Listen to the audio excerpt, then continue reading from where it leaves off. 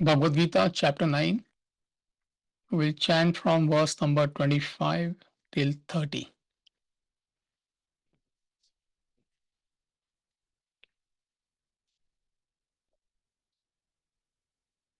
यान्ति देवव्रता देवान् पितॄन्यान्ति पितृव्रताः भूतानि यान्ति भूतेज्याः यान्ति मद्याजिनोऽपि माम् पत्रम् पुष्पम् फलम् तोयम् यो मे भक्त्या प्रयच्छति तदहम् भक्त्युपहृतम् अश्नामि प्रयतात्मनः यत्करोषि यदश्नासि यज्जुहोषि ददासि यत्तपस्यसि कौन्तेय तत्कुरुष्व मदर्पणम् शुभाशुभफलैरेवम् मोक्ष्यसे कर्मबन्धनैः सन्न्यासयोगयुक्तात्मा विमुक्तो मामुपैष्यसि समोऽहम् सर्वभूतेषु न मे द्वेष्योऽस्ति न प्रियः ये भजन्ति तु माम् भक्त्या मयि ते तेषु चाप्यहम् अपि चेत् सुदुराचारः भजते मामनन्यभाक् साधुरेव समन्तव्यः सम्यग्व्यवसितो हि सः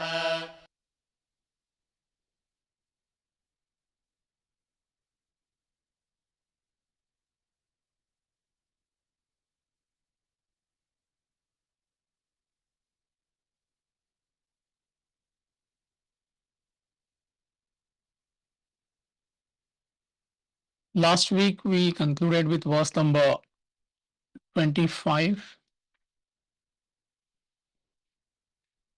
Those who worship senses go to the senses.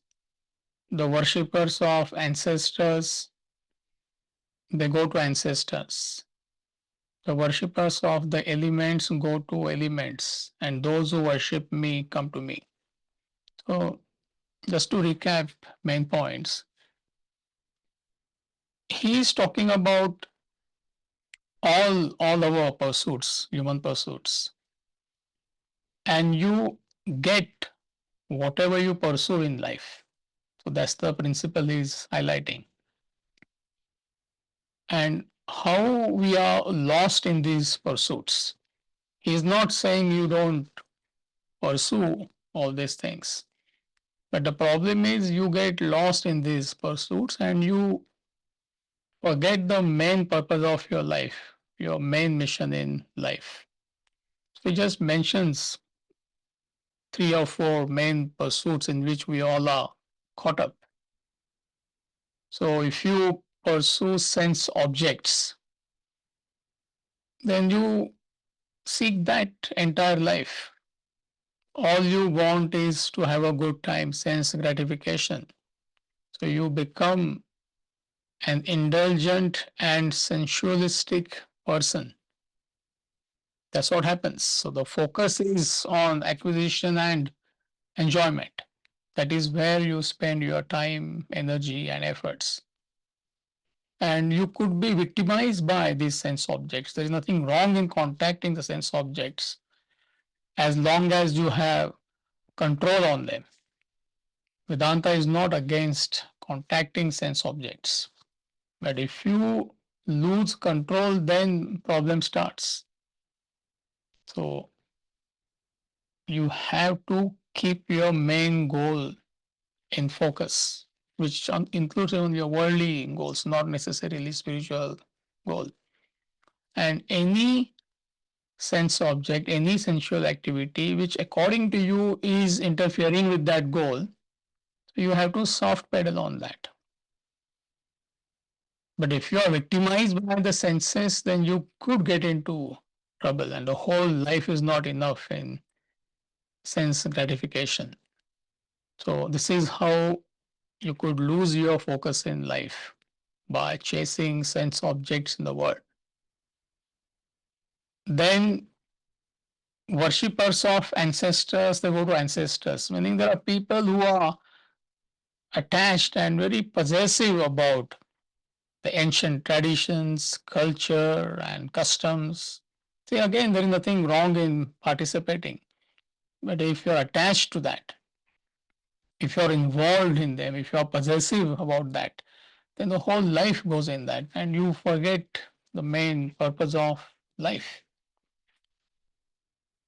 Worshippers of elements, they go to elements. So we discussed that how you could get lost in pursuing nature, if you get attached to that. Again, that's the whole point. And those who worship me, they come to me. So if you pursue supreme reality, that's what you get.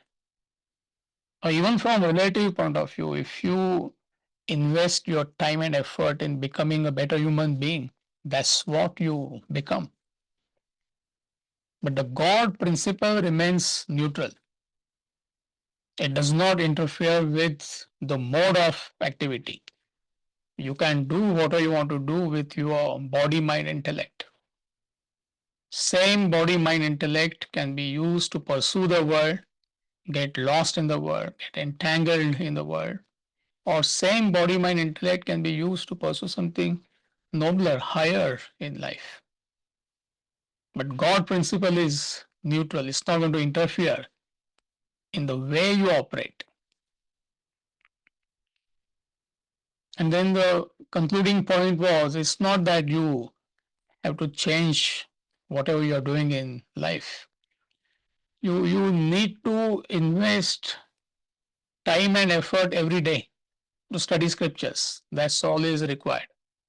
Every day, 45 minutes is far more, it will be very productive, and slowly it will change your focus.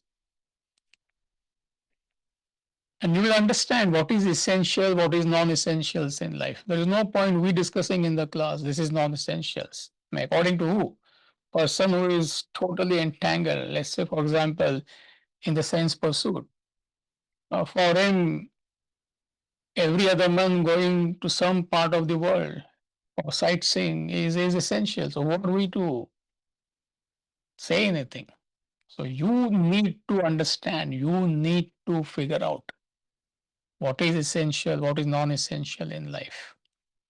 And that is possible only when you get established in this knowledge by your daily association with this knowledge. And the beauty is, as you start putting efforts to improve yourself, to evolve spiritually, law of demand and supply functions.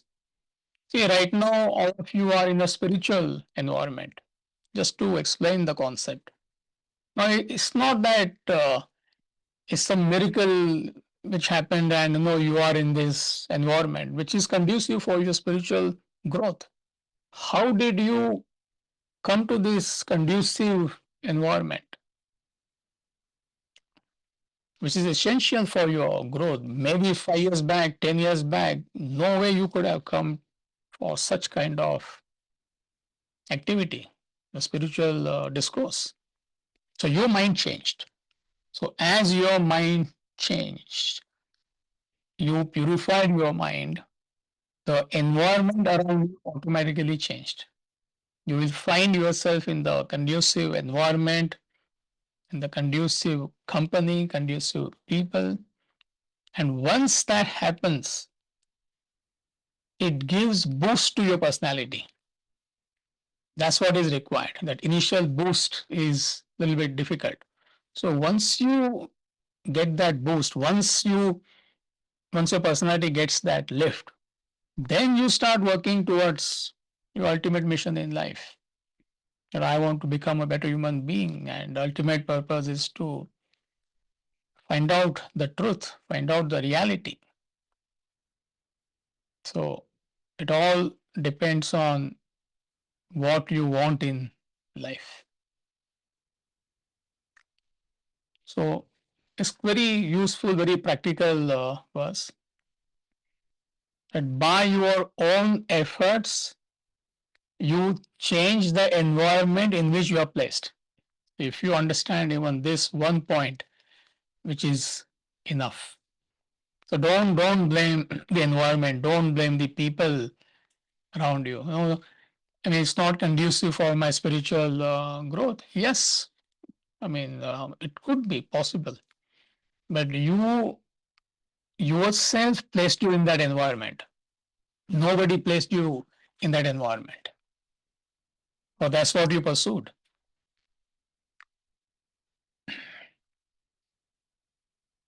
So these were the main points we discussed in verse number 25. So are we okay with it? Any questions about verse number 25?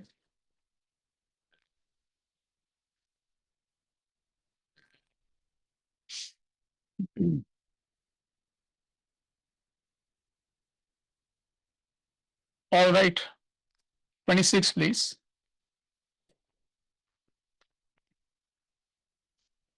पत्रं पुष्पं फलं तोयं यो मे भक्त्या प्रयच्छति तदहं भक्त्युपहृतम् अश्नामि प्रयतात्मनः पत्रं पुष्पं फलं तोयं यो मे भक्त्या प्रयच्छति तदहं भक्त्युपहृतम् अश्नामि प्रयतात्मनः.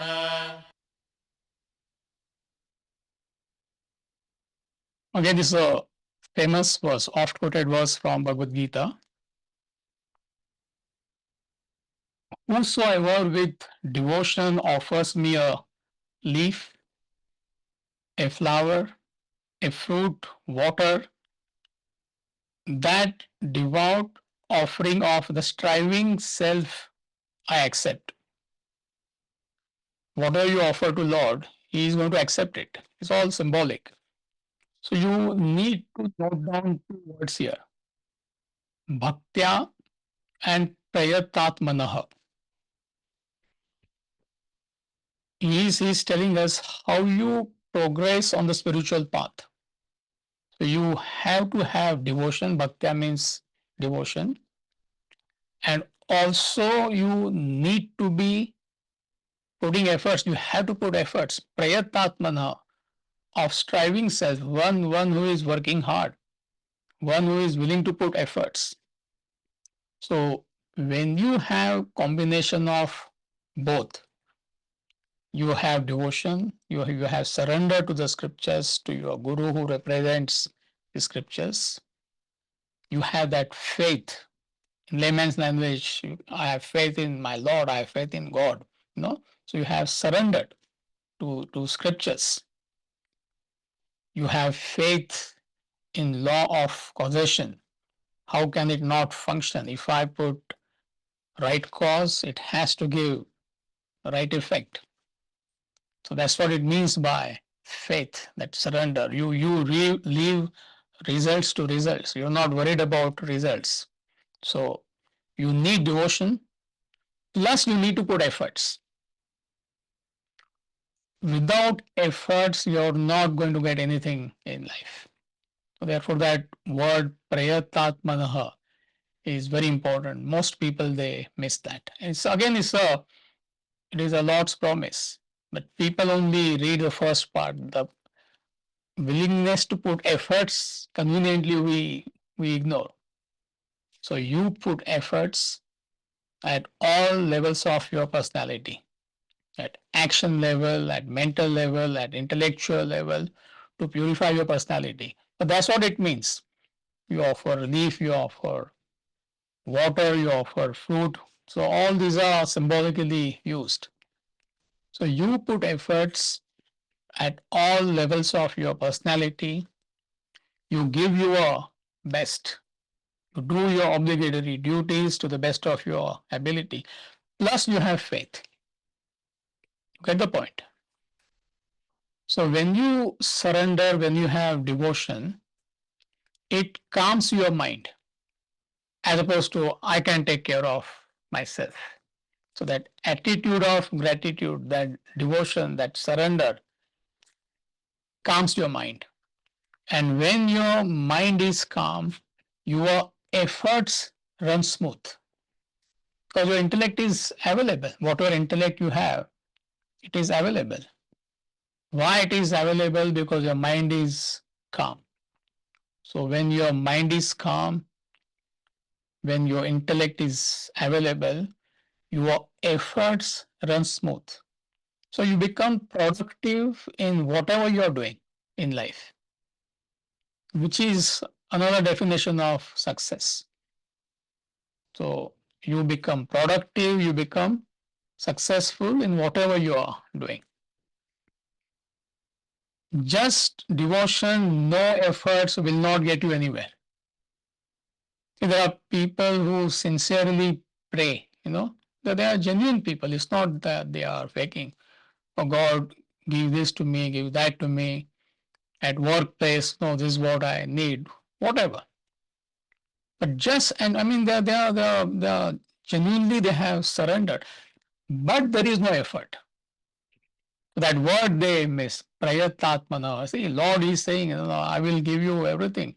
But what about your efforts?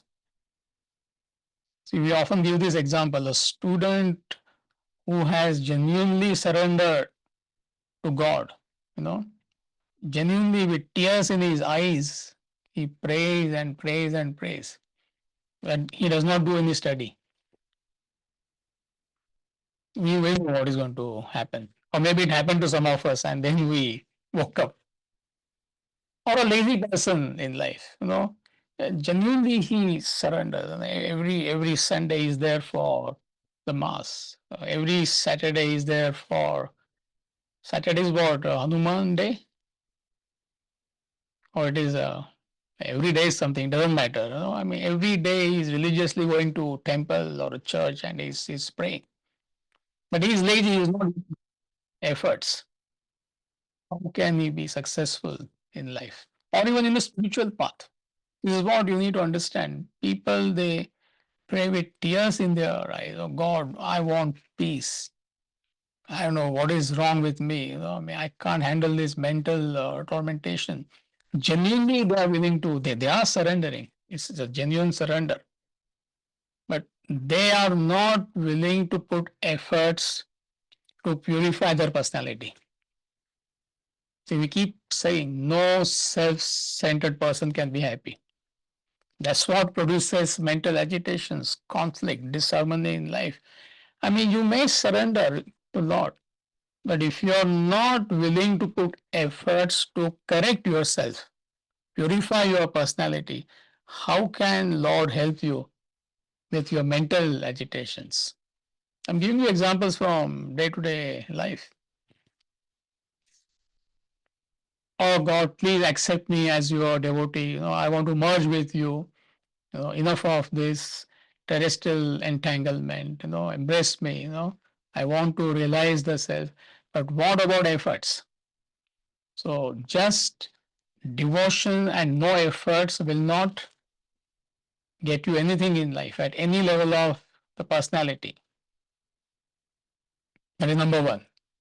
Number two is there is devotion, but efforts they are of poor quality.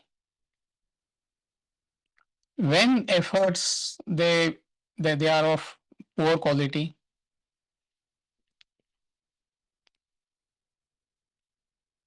when your action is impoverished.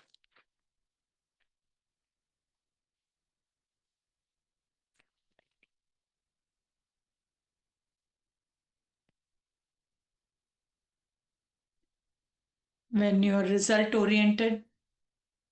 When you are result oriented, okay, correct.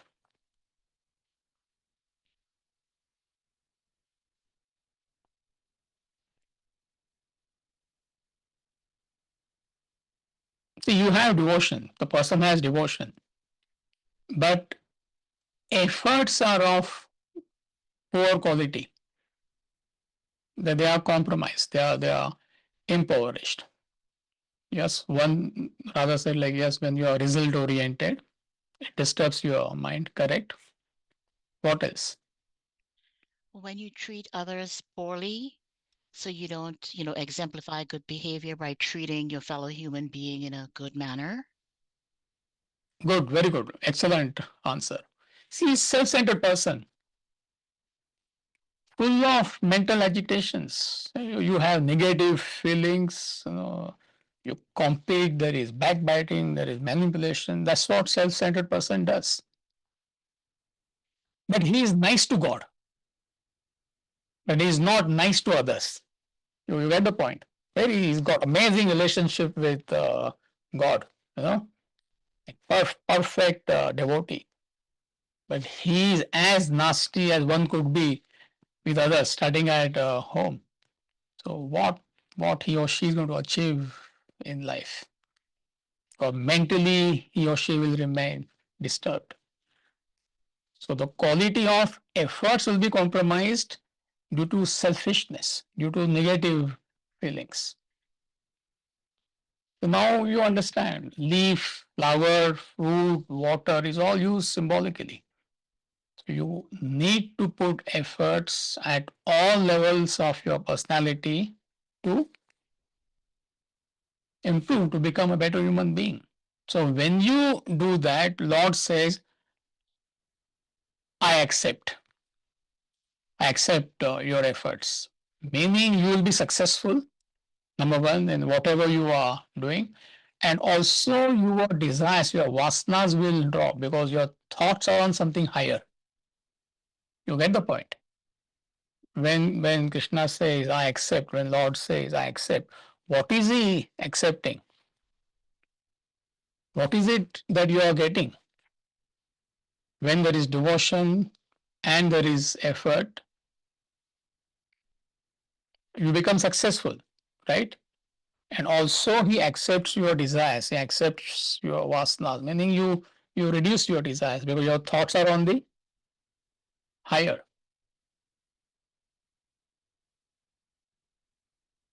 See, what we all need to understand, that we are living in ignorance, all of us.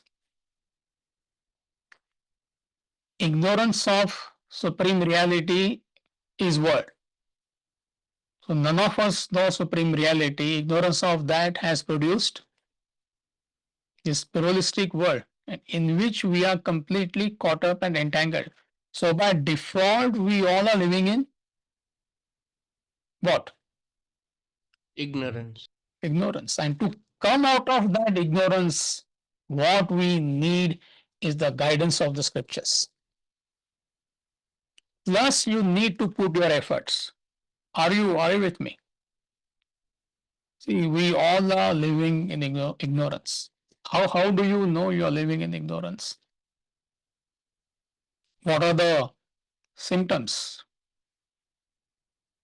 when one lives in ignorance?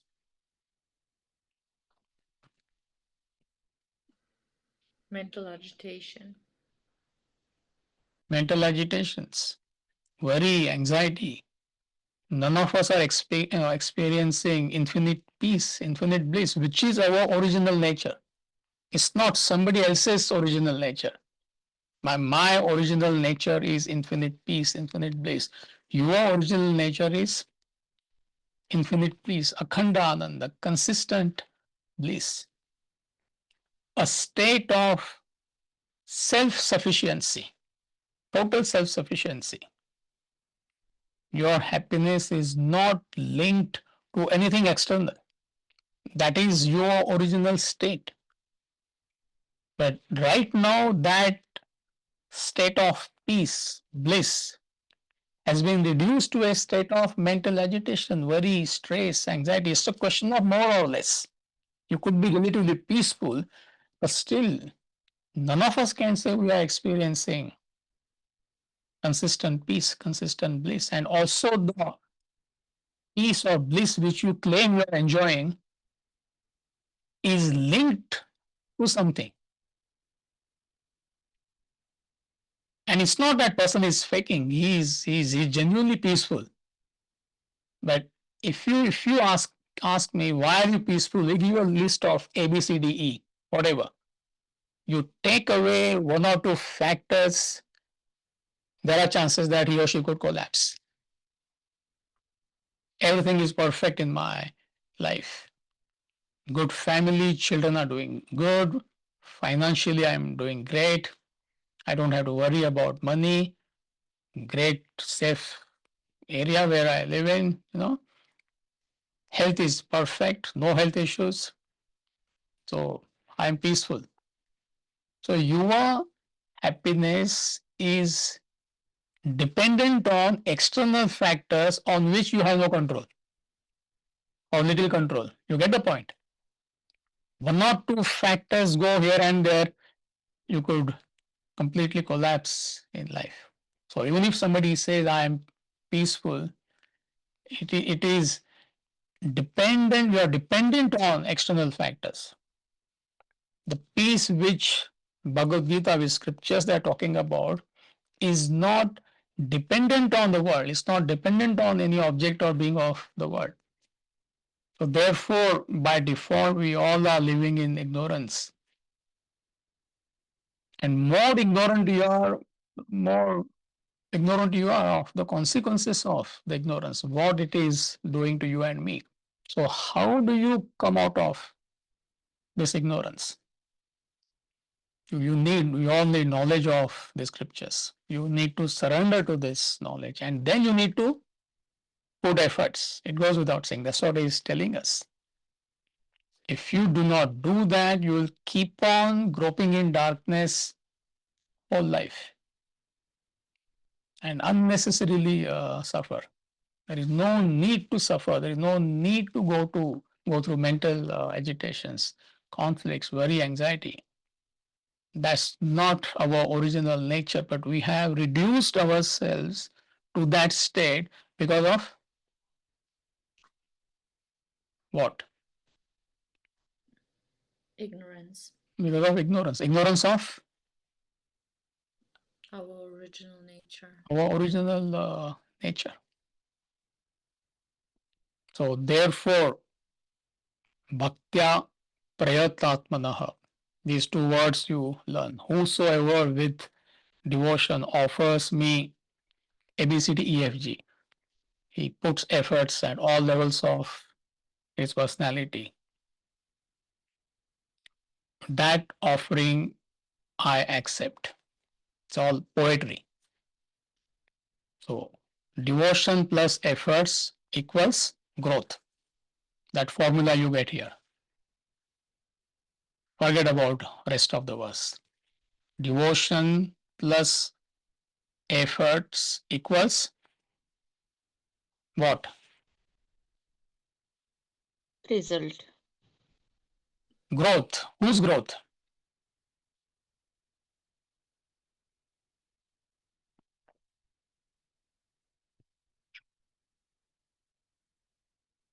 If Makrand puts efforts, who will grow? Makarand will. Yeah, not Vijay. Though they are neighbors, not very far from each other. I cannot put efforts for you. Your guru cannot put efforts for you. Krishna himself cannot put efforts for you. You know, to his best friend Arjuna is talking. And in the end, he says, Yatha ichhati tatha guru. Now you do whatever you have to do. To his best friend who has surrendered to him, Lord himself cannot help. Yes, he can give guidance. So you need to put efforts. You need to have, you have to surrender. You need to put efforts. Then only you grow. So are we okay with this verse? 26. 27, please.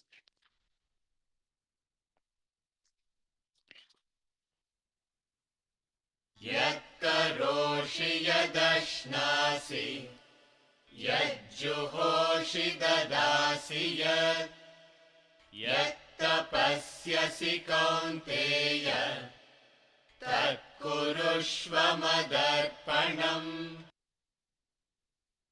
यत्करोषि यदश्नासि यज्जुहोषि ददासि यत्तपस्यसि कौन्तेय तत्कुरुष्व मदर्पणम्. Translation: whatever you do, whatever you eat, whatever you offer, whatever you give, whatever austerity you practice, O Kaunteya or Arjuna, do that as an offering to me. Tat kurushva madarpanam. So you have to oblate all your activities to the goal of self-realization. If you cannot conceive self-realization, self-improvement, it is one and the same. Verse is of course talking about spiritual enlightenment. But if you cannot oblate your activities to a relative goal, I mean, how can you oblate your activities to the ultimate goal? You get the point? See, right now, US Open is going on. I don't know how many of us are watching, or even the highlights. It is fascinating. See, we see 1 hour, 2 hour, 3 hour match, but lifetime of effort has gone into that. This is what we need to understand. Like, like Djokovic, he's I think 38 or 39. When like most players they retire at the age of 29, 30, 31. At the age of 38, he's a world class player. But if you look at his lifestyle, I mean, some of his interviews they are very, they're fascinating. All his activities, whatever he is doing, his personal life, every aspect of his life, his family time, everything is oblated to the goal of tennis, and it's not easy. What he does, what he eats, what you cannot eat, what emotions to entertain, what thoughts to entertain, that's what he means. So every perception, every action, every emotion, every thought has to be oblated to the goal. Here we're talking about spiritual goal. So your goal could be the absolute goal, which is a goal of self-realization, or your goal could be a relative goal. I want to become a better human being. Everything you need to oblate. If a particular activity is not conducive for your growth, it is not going to help you with that goal, you question that. You examine that. Is it conducive? We often give example. If watching television is going to help you, you do it. You know, you could watch there are amazing documentaries on nature or on universe. They can uplift your personality. But also you could watch something which is not conducive. So you it perception the goal to your spiritual goal. Should I be in the company of people who are talking ill about others? So you decide. So if you feel that kind of stimuli is not good for me, it corrodes my personality, it's not healthy. You decide. Should I be with such people? If I have a tendency to be jealous of others, is it conducive for my spiritual growth?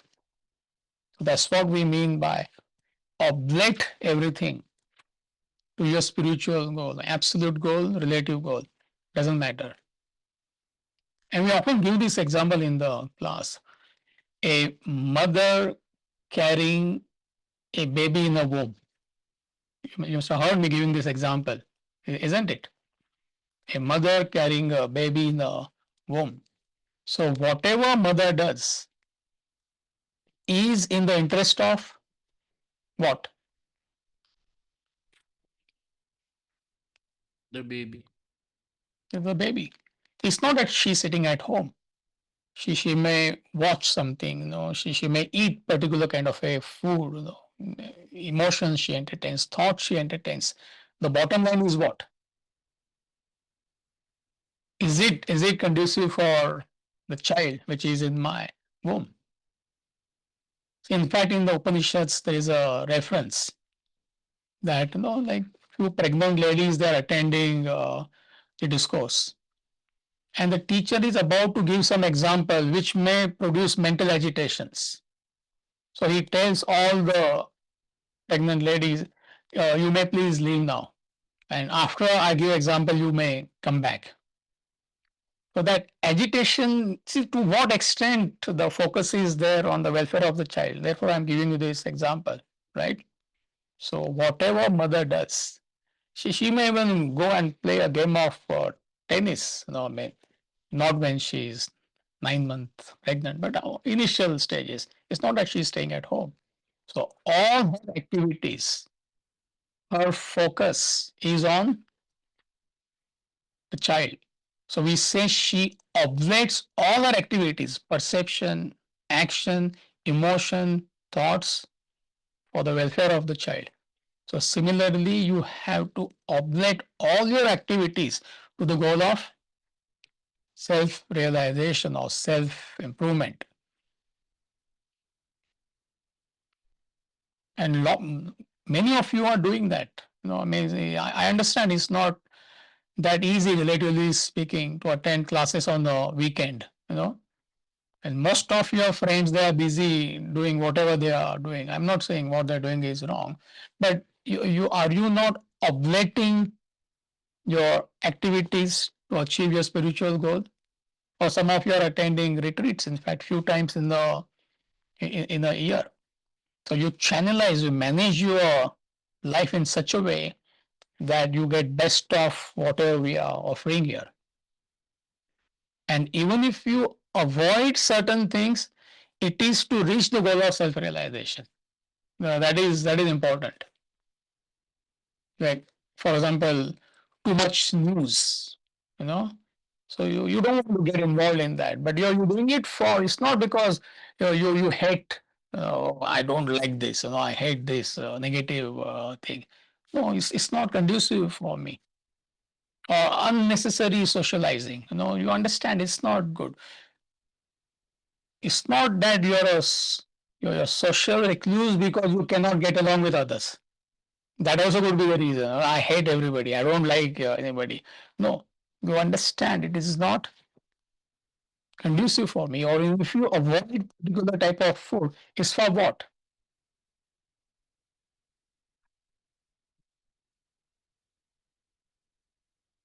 It's for what? For your own spiritual growth. For your own spiritual growth. And even spiritual practices you oblate to the goal of self-realization or self-improvement. See, that's what he says. Whatever you offer, whatever austerity you practice, we keep on saying that have to you have to be simple and frugal. For what?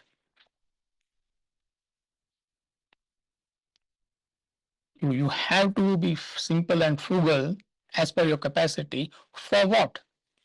What is the purpose? What is the end goal? Not get into loans, debts. No, that's not the point here. I mean, I'm talking about like simply say, you're not wrong. You're not wrong per se, but yeah, team, somebody. Your spiritual growth. Excellent. And you don't get entangled in the world. You're curbing on your desires. Sorry? You're controlling your desires by being frugal and simple. Correct. See, but for what is the question? Spiritual practices, simplicity, frugality is means to an end. Means to an end. Otherwise, you could get lost in simplicity and frugality. That's the point. Therefore, he says, whatever you do doesn't matter. Whatever you offer, do that as an offering to me. If you miss that, you miss the whole point. One could be simple, frugal, is great quality, but then you could get attached to that. Oh, I'm simple, I'm frugal. You forget it is means to an end to become a better human being or spiritual practices. Karma yoga, bhakti yoga, jnana yoga. You must function in a spirit of service and sacrifice. For what? To offer your selfishness to the goal of Self-realization. self-realization. Otherwise, you could get caught up in spiritual practices. And that's what you will find tomorrow. Those who are attending Upanishad, that mantra 9, how dangerous it is that when you get attached to the spiritual practices. So whatever you are doing, whatever you are avoiding, is means to an end. End is what? Your self-improvement, the goal of self-realization. And all your activities which you are channelizing towards that goal, they are means to an end. Otherwise, you can get caught up in the means itself. So therefore, he says, whatever you are doing, whatever spiritual practices you are doing, you have to understand they are means to an end. Whatever austerity you practice, O Kaunteya, do that as an offering to me. Offering meaning you oblate.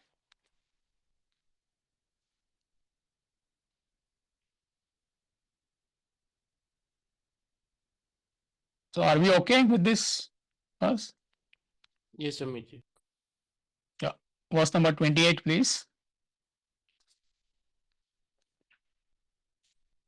शुभाशुभफलैरेवम् मोक्ष्यसे कर्मबन्धनैः सन्न्यासयोगयुक्तात्मा विमुक्तो मामुपैष्यसि शुभाशुभफलैरेवम् मोक्ष्यसे कर्मबन्धनैः सन्न्यासयोगयुक्तात्मा विमुक्तो मामुपैष्यसि. Translation. Thus you shall be freed from the bonds of actions bearing good and evil results. Shubha Shubha Falai Raivaha. Seeking union by sannyasa yoga, yoga of renunciation. Liberated, that's what will liberate you from desires. You shall come to me. So how do you come out of the ignorance? The process is sannyasa yoga. I'm going to explain what it means. So all our actions are desire ridden. This is what you need to understand. And any desire ridden action produces more desires. It deposits more desires. So it doesn't matter what you are doing. You may be selfish, you may be unselfish. All your actions, all your activities, they are desire ridden. And any desire ridden action will produce more desires, and desire is the barrier between man and God. Right from the beginning we have been saying this, isn't it? Human being minus desires equals God, or state of self-realization. So unless you do desireless actions at home, at work, you cannot come out of desires. And since all our actions are desire-ridden, they deposit more desires. If your desires are selfish, negative, they will produce selfish, negative desires. If your desires are positive, better than selfish desires, still they will produce positive desires. And the theorem is man minus desires equals God, the state of self-realization. So therefore, desire is the barrier between man and God. And what are we doing 24/7?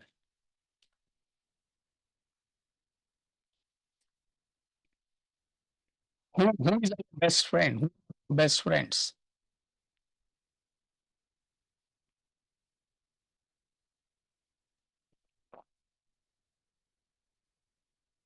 "24/7 we are in touch with these friends. Who are these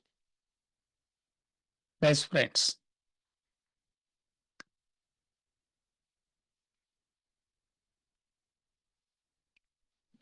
Desires.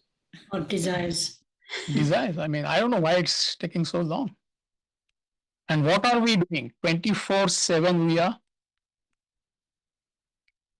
feeding our desires. They are our fast friends. They are our best friends. And all scriptures, they tell us desire is something negative. Satan, Bible calls it as Satan or Shaitan, Mara, Asura. So in all faiths, desire has been personified as something negative. And what are we doing? We are constantly feeding our desires, again, due to ignorance of this knowledge. So what is telling us? That these desires bind us to the world, either positively or negatively. You get entangled, you get caught up in the world. Because unfulfilled desires produce mental agitations. See, repeat, desires bind us to the world. We get entangled, caught up in the world. So how they bind us to the world? That's what we are discussing. Number one, unfulfilled desires, they produce mental agitations. And we are loaded with desires, and not one desire. And the theorem is the moment your desire is not fulfilled, it produces mental agitations. So mental agitations are due to unfulfilled desires. Number two, there is constant worry and anxiety about a result. Or what will happen? Will I get my object of desire? Or there is a worry about the past. In the past, I have failed a couple of times. So there's a constant worry and anxiety about the result. Number three, enough is never enough. Even if you acquire whatever you are pursuing, you acquire X amount of wealth, you want more wealth. You get power, you want more power. You get love from everybody, you want more love. You get knowledge, you want more knowledge. So enough is never enough. Also, you do not know what do you do. You feel you know what you want. You don't know actually what do you want. So therefore, you are pushed further and further into ignorance. This is how you are bound to the world by desire-ridden actions, selfish, unselfish. So what is the solution? Do your obligatory duties in a spirit of renunciation. Doesn't matter what you're doing, at home, at work. We all have duties. So do your duties in the spirit of renunciation. Last verse, in fact, he has explained that you oblate everything to self, the Lord. Meaning you just function in the spirit of renunciation. That's all.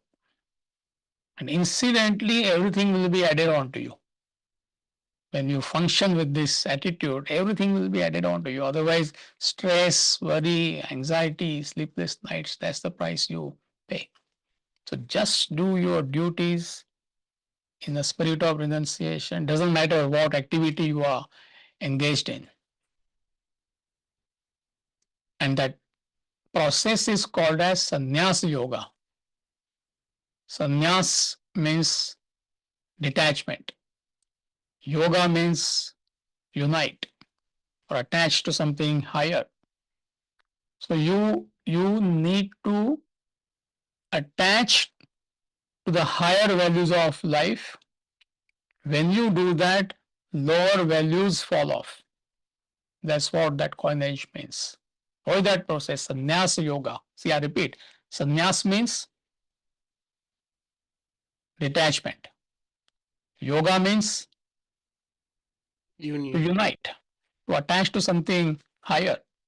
So you need to attach to the self, to the supreme reality, absolute sense I am talking. When you do that, your worldly desires, they fall off completely. That is that selfless action. But from relative point of view, you must have a higher ideal in life.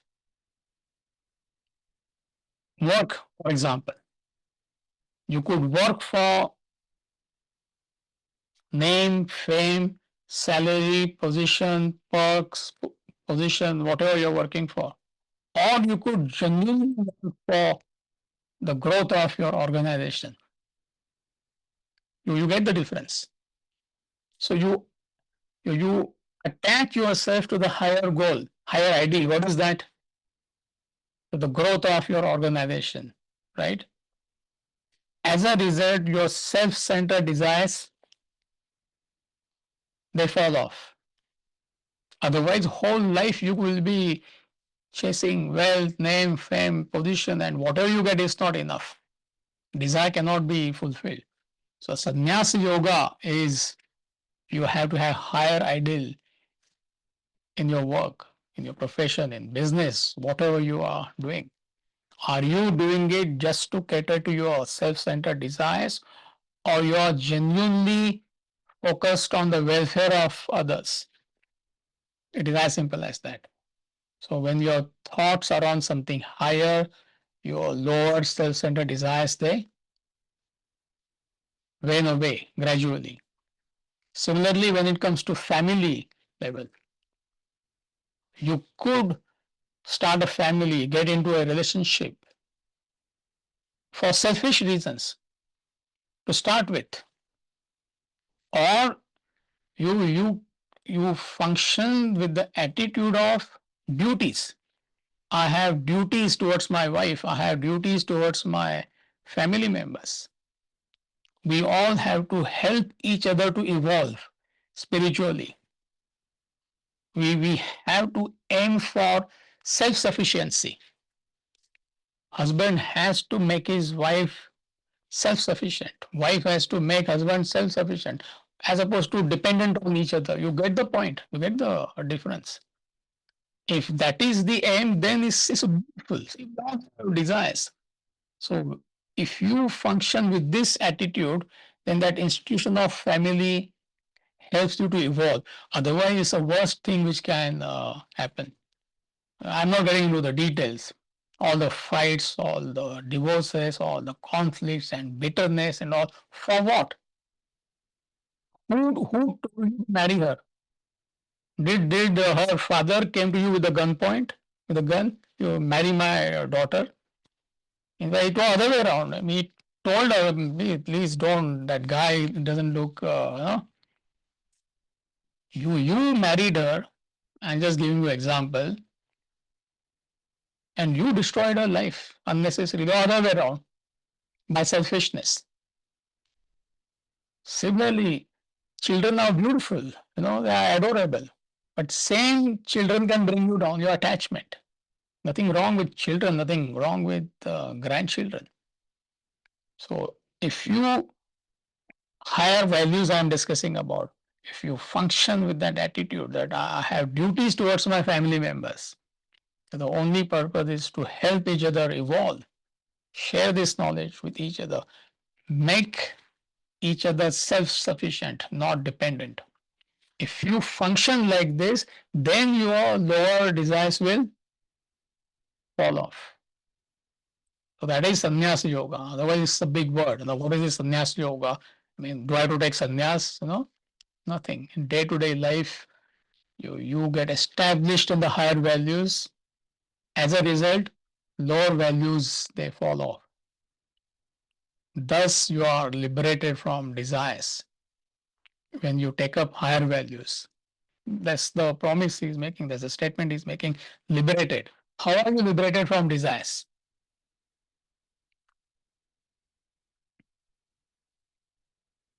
"15 minutes I've been talking. How are you liberated from desires?" When you take on a higher cause. When you take on the higher cause, when you are established in the higher values of life, this is what we are studying every Saturday, Sunday. But ignorant people, they don't want to move to the higher values, higher heights of their personality. And they are content playing with desires. Like a child, he is happy, no child wants to grow. They play with the toys, they fight with each other, fall, mother scold, father scold. It's like no child wants to come out of that. But you understand what kind of a life is that. It looks very rosy, but it's a life of ignorance. Similarly, ignorant people, they are content with playing their desires, the entertaining desires, all their activities are desired and as a result, what happens? We already discussed. Worry, anxiety, sorrow, stress, conflict, confrontation, disharmony, and whatnot. But then you get acclimatized to all that. It feels normal. It's abnormal. What is abnormal seems normal. And you cannot do anything about it. You cannot talk to such people. That's the difficulty. Some of you or many of you, who have tested this knowledge, they understood the benefit of this knowledge, and you go with all that excitement and motivation, inspiration, try to talk to your friends. The reaction will be, "Are you all right, Vijay?" Yes, he was all right till 3 years back. I don't know what's wrong with him last couple of years. They can't relate to it. And what kind of a life they are living? Life of mental agitations, worry, anxiety, stress. So ignorant people, they don't want to move to the higher heights of their personality. They don't want to be liberated. Why? They get used to it. You get acclimatized to sorrow. So therefore, through sannyasa yoga, you are liberated from desires. Just take up the higher values. Lower values, lower desires will automatically fall off. So let's conclude with verse number 28. From 29th, I think the next topic starts, topic 4. Dedicated efforts lead seekers, even the unrighteous, to self-realization. Very important portion. He says nobody is denied the opportunity. Even if you are worst of worst human being, he says you have the capacity, you have the potential to reach the ultimate state. He doesn't say, no, you will become a better human being. He says, no, you can become best of best. So nobody is condemned in the spiritual path. That's the beauty. So we'll find out what next topic is all about next class. I think it's from 29 to 34, 5 or 6 verses. All right, Radha, you want to make a quick announcement? Hari Om. A quick reminder that we will be listening to Sunandaji's 5-day lecture series on the Bhagavad Gita, chapter 10, starting tomorrow. It will be in the evening, US Eastern Time, 6:30 to 7:45 p.m. You will receive an email today with the link to watch and a reminder email tomorrow. You can log in 5 minutes before the event. All the details will be in the email. Thanks.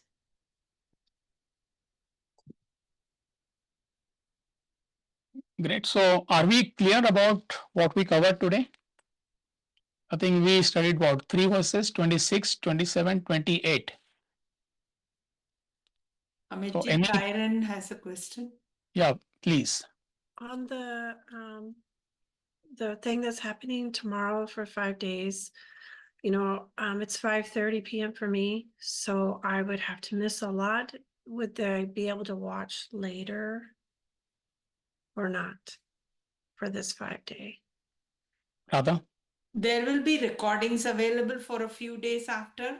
Okay. After the event is the lecture concludes, the recording will be there, so you can watch that. Okay. I appreciate it. Thank you. Sure. Yeah, it will be there for 10 days on our home screen, Vedanta Midwest home screen. So if you can't watch it on that particular day, or if you miss the whole thing altogether, you have good 10, 12 days to watch. So see you next week, all of you. Thank you, Thanks, Amitji. Amitji. Hari Om. Hari Om. Raksha from Thank New you. Jersey. Yes, Uh, Raksha. Yeah, Raksha. Yeah. Dadaji, I have a question for you. I have joined the Gita classes really late. I've been Okay. trying to go to YouTube to catch up on what we have learned. Right. Is there a way I can get a link or something from chapter 1, verse 1? I've tried my best to find it, unable to Right. find them. So any help in that regard would be greatly appreciated. Right. See, Raksha, it is not required. This course is cyclical. Study class is cyclical, meaning your study starts from the day you join. Okay. And then it completes with, let's say, for example, you join with chapter 9. Yes. So you continue, and your study concludes when again we take up chapter 9 after 3 years, 4 years. So it is cyclical. Okay. So all the concepts, they're repeated over and over again. So within 2 to 3 months, 4 months, you'll be able to catch up. Okay. Otherwise, you'll be focused neither on what we are, the current text or the past. Okay. There is no way you can catch up with 9 chapters. We are looking at, I don't know, 200 plus lectures. When will you watch 200 lectures? I was trying to do whatever I was finding 2 hours a day, but again, they were not in series. So I was like getting confused. So I thought I'll use today's class to ask that question from you.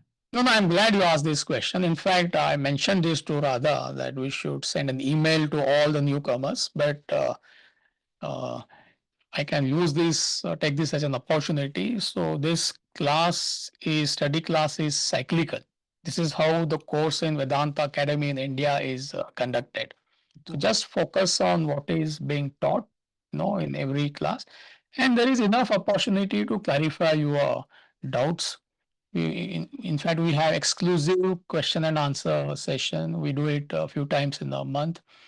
Class members, they meet on their own on every Wednesday.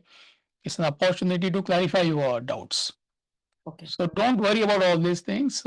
Just focus on chapter 9. And if you have too many doubts, you can send us an email. Okay, sir. I can guide you further how to go about. Okay. Okay. Okay, Amitji. Thank you very much. Welcome. Thank you.